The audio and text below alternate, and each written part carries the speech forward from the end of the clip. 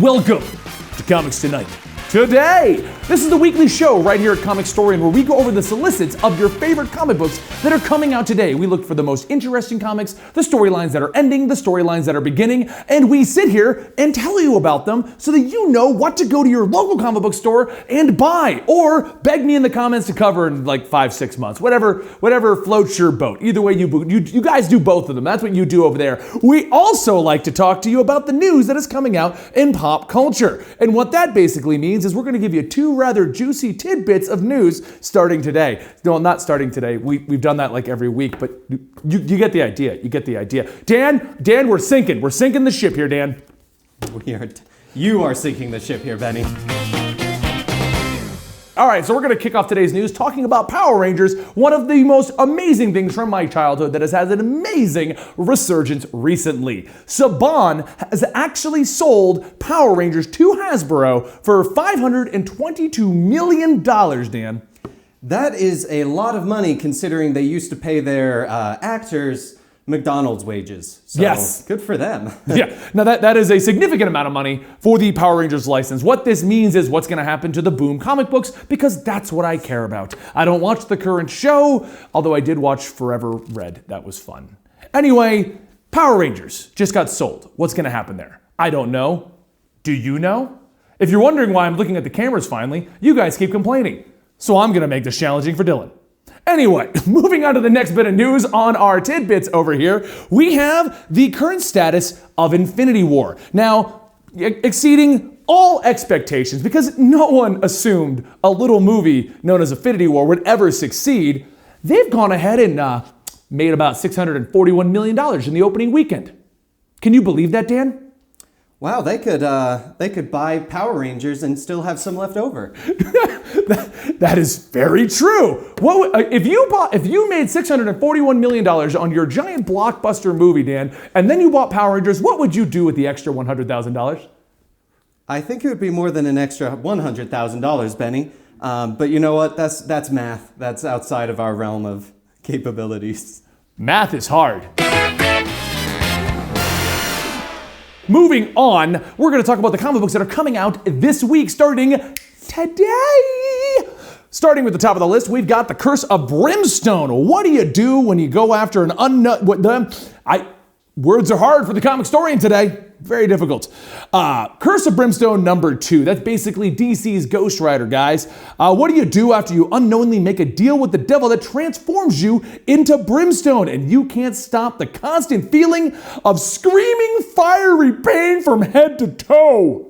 You know what this reminds me of? There's a show called Venture Brothers, and they met a weird version of the Fantastic Four in one of those episodes. And the Human Torch of that guy, he's a guy who just lit on fire and burned to death consistently. So they had to take away all the air so that he wouldn't burn alive.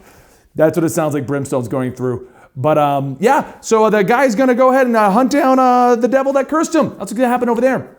Over on the next book on our front, we have Deathstroke versus Batman. It's technically the Deathstroke book, Deathstroke #31. This is part 2 of the storyline of Deathstroke versus Batman. A war between Deathstroke and Batman escalates when the Dark Knight foils one of Deathstroke's assassination attempts. Meanwhile, a serious package brings Commissioner Gordon to Bruce Wayne's doorstep, and Adeline Kane, Slade Wilson's ex, sets her sights on Batman.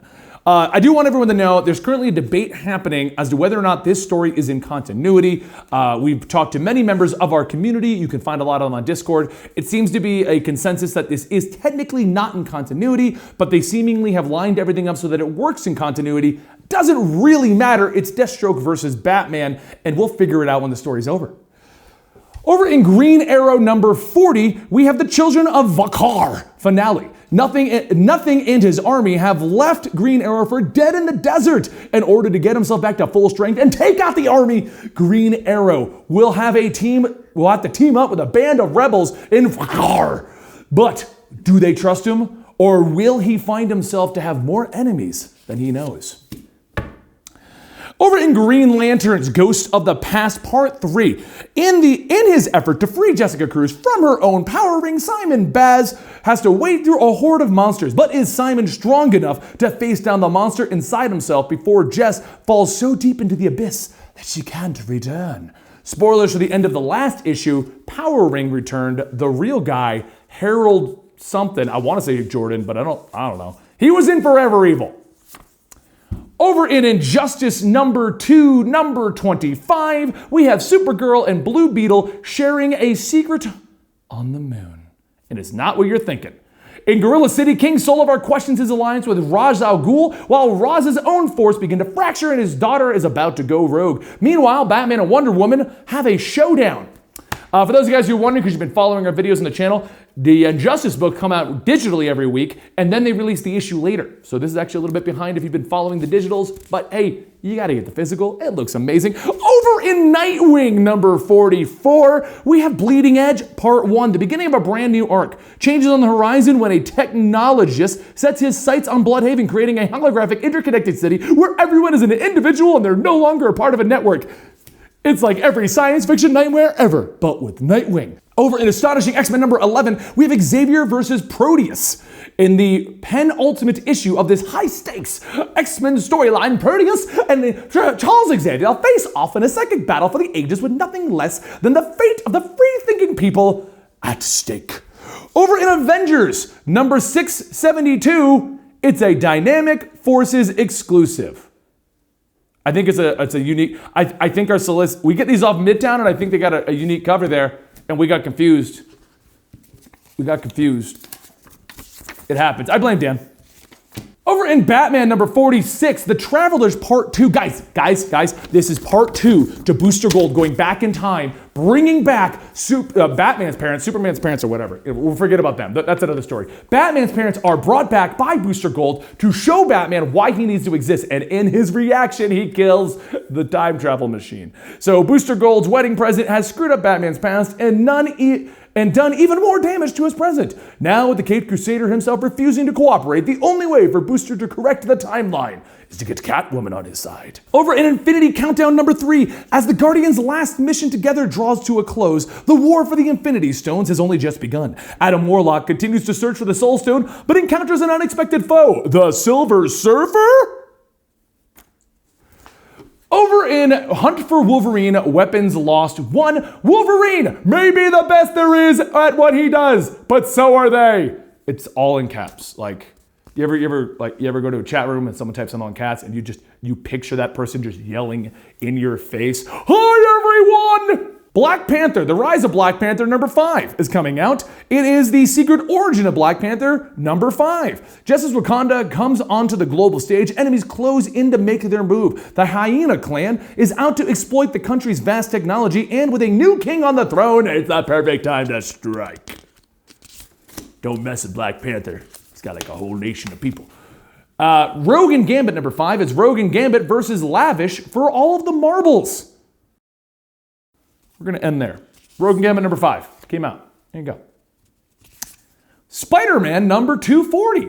The end of an era for Miles Morales. Marvel Comics proudly presents the final issue of Brian Michael Bendis' epic run. 7 years and 2 universes. The end of Miles Morales. Really curious what they're going to do with him next without Brian Michael Bendis there. Over in Venomize, number 5, it's the conclusion of Venomize. Did you want to see a lot of Venoms taking over various people and they all fight these other creatures that look kind of like Venoms but much cooler called Poisons?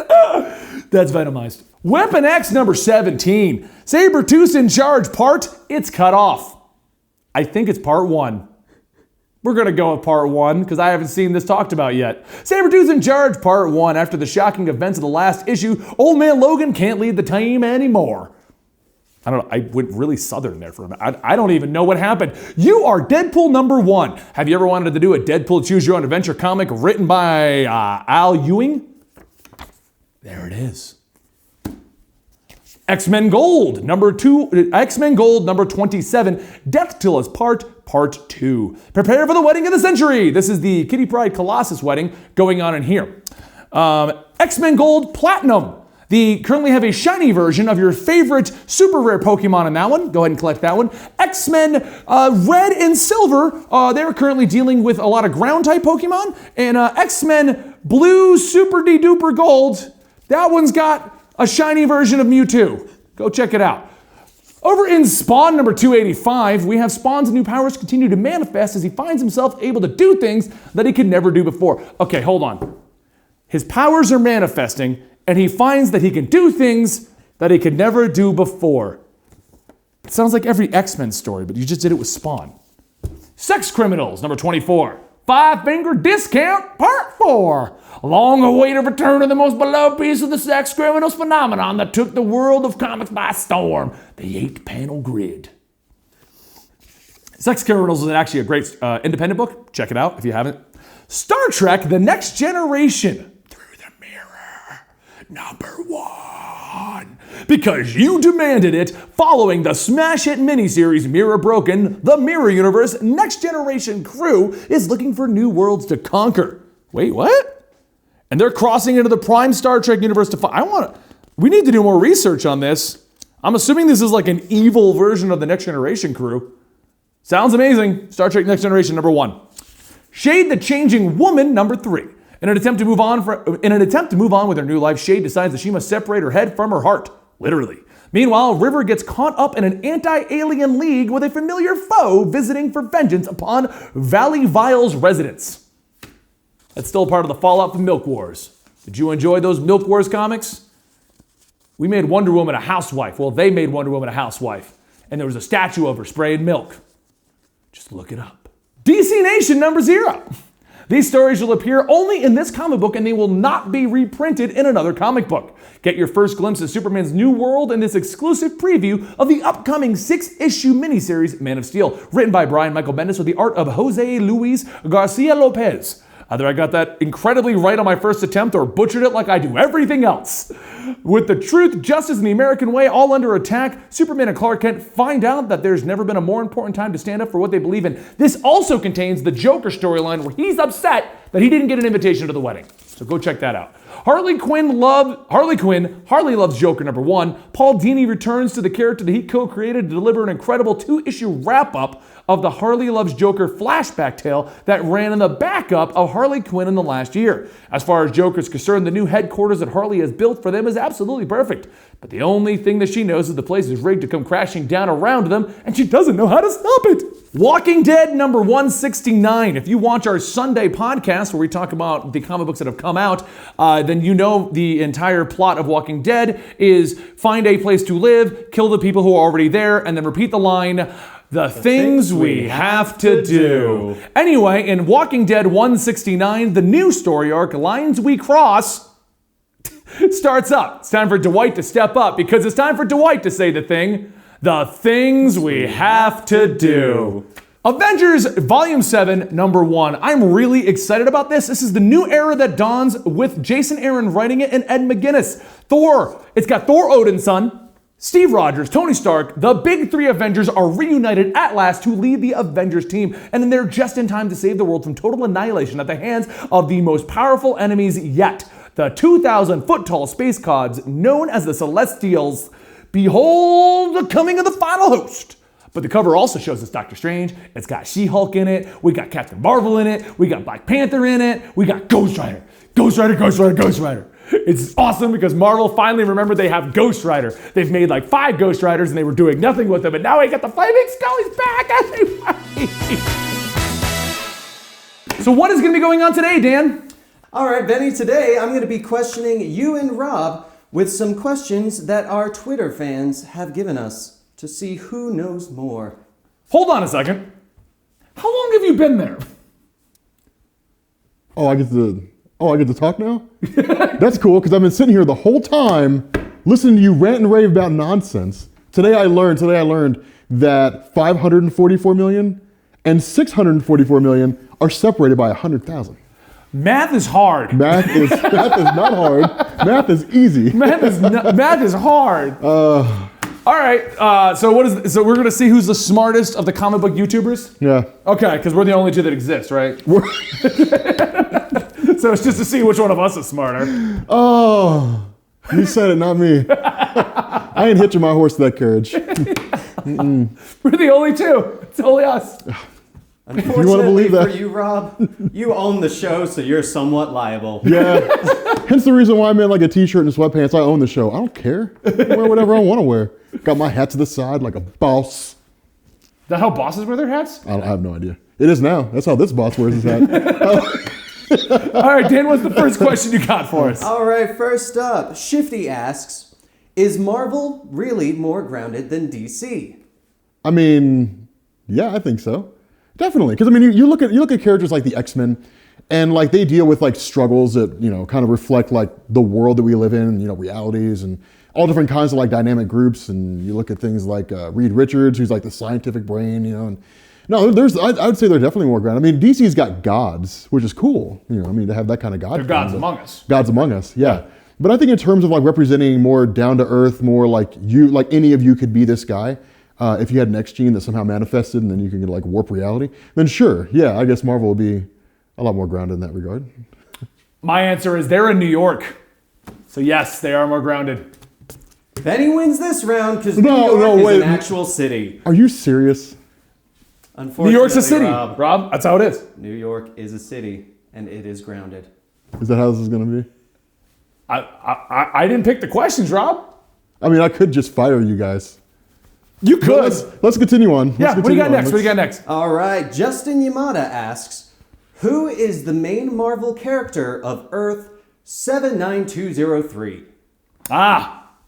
79203.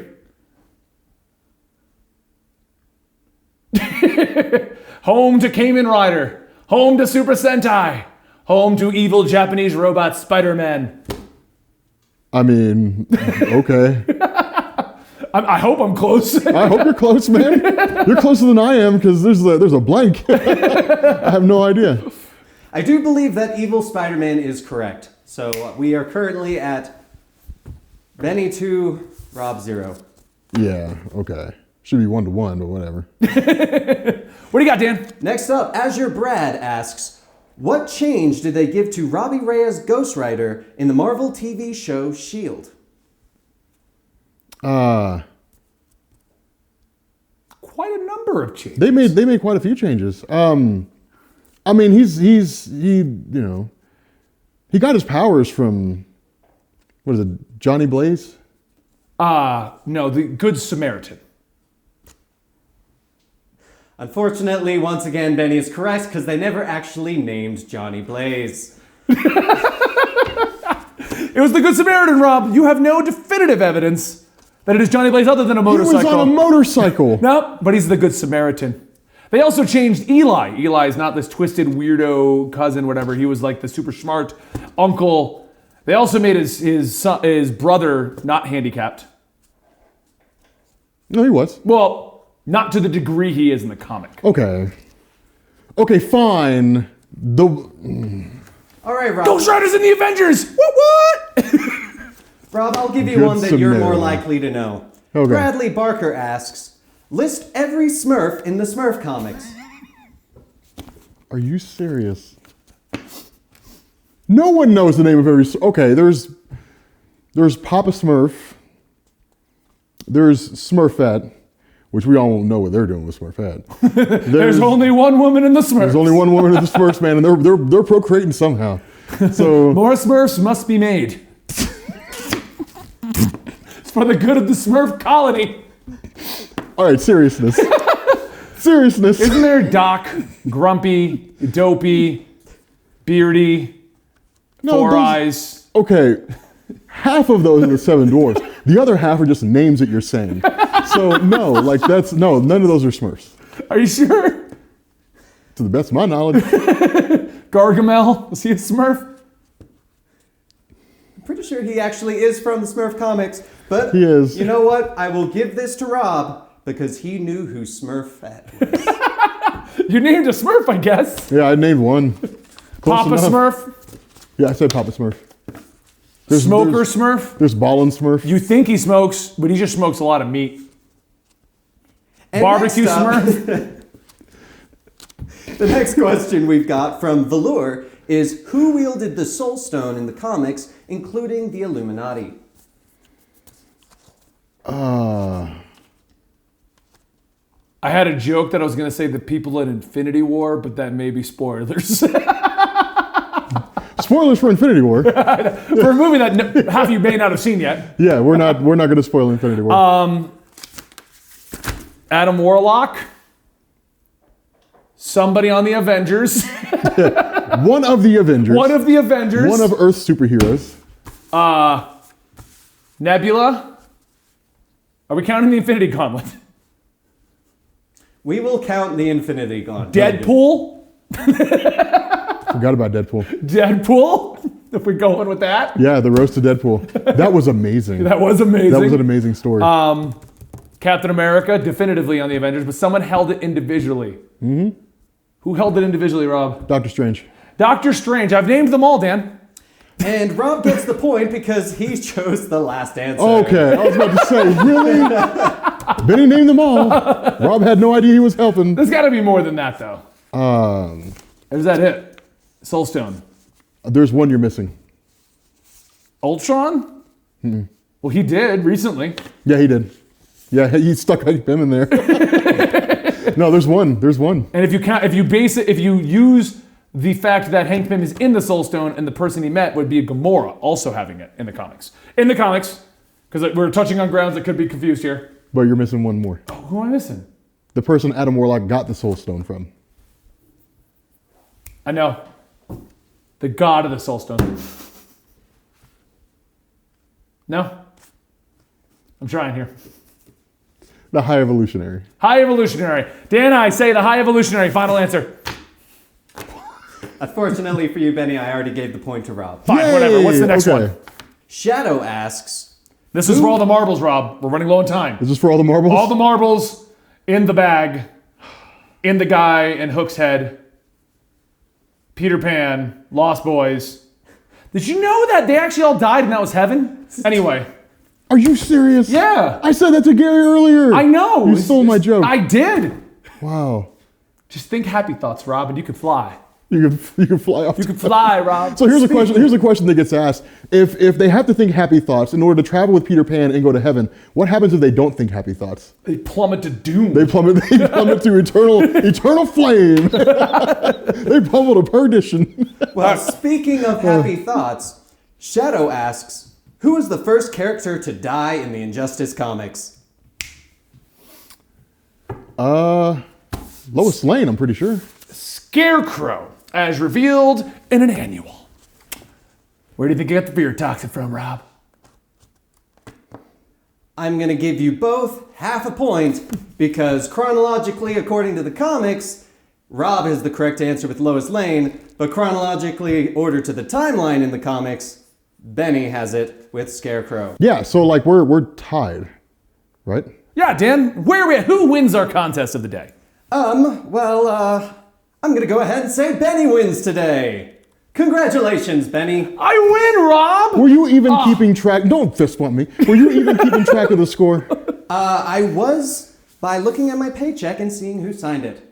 Yeah, he signs your paychecks, I sign his. Okay. If that's how you guys want to be, I got a surprise. That's how we're going to be, Rob? Well, I got a surprise for you guys. Oh, you got to, oh, really? You want to buy my company and then you got to say, we'll see. Yeah, We'll see it's not a good surprise. It's not a birthday cake surprise. It's not a good surprise. So no naked girl's going to jump out of a cake for me? No. Anyway, guys, I hope you enjoyed this episode of Comics Tonight. Don't forget to stick around for the credit sequence and maybe something afterwards. But you can always find me at Comicstorian on Twitter. Dan is at Dan T Editor, and Rob is at Comics Explained. Or you can go to his really lame channel where he explains comics. Comics Explained. It's not lame. It's fun.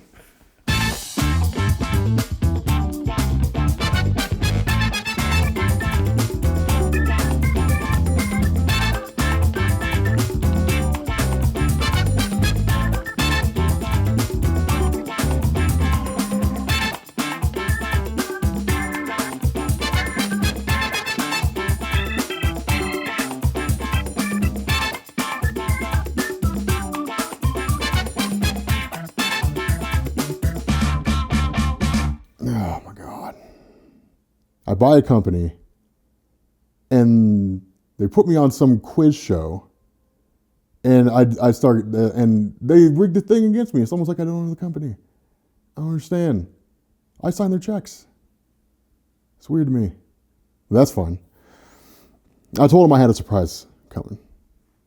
They think it's going to be like a funny birthday surprise, but they have no idea that you're coming. Now, I know that I like never talk to you except for like once a year, which is fine because you are kind of stupid. But I need you, don't take it the wrong way, I need your interestingness with the surprise that I'm planning. They have no idea that you're coming. But I think it is going to be cool. Mm-hmm. Superman's my favorite Marvel character. Yeah. This is this is going to be pretty amazing.